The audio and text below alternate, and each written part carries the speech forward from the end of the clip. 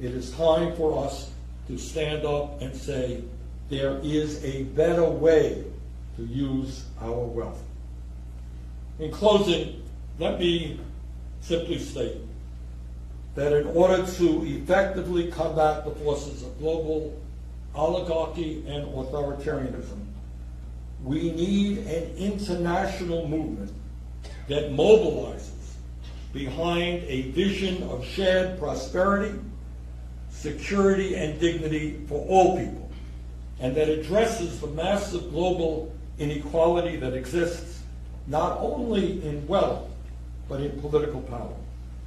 Such a movement must be willing to think creatively and boldly about the world that we would like to see. In other words, think big. What kind of world do you want to see? While the authoritarian axis is committed to tearing down a post-World War II global order that they see as limiting their access to power and wealth, it is not good enough for us to simply defend that order as it exists. We must look honestly at how that order has failed to deliver on many of its promises and how authoritarians have adeptly exploited those failures in order to build support for their agenda.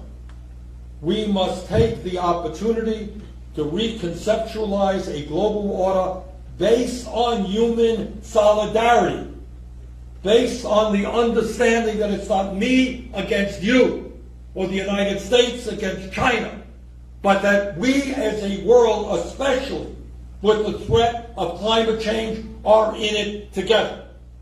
That in many ways we are going to survive by working together, or we're going to go down by the kinds of divisions that the authoritarians are trying to create. We need a new order that recognizes that every person on this planet shares a common humanity, that we all want our children to grow up healthy, to have a good education, to have decent jobs, to drink clean water, to breathe clean air, and to live in peace. Our job is to reach out to those in every corner of the world who share these values and who are fighting with us for a better world.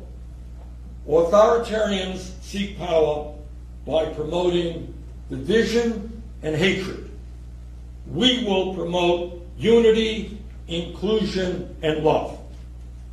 In time of exploding wealth and technology, we have on this planet the potential to create a decent life for all people. Our job is to build on our common humanity and to do everything that we can to oppose all of the forces, whether unaccountable government power or unaccountable corporate power, who try to divide us up based on the color of our skin, the country we were born in, our religion, our sexual orientation, our gender, who try to divide us up in every way possible and to set us each against each other. We know that those forces are working today across national borders.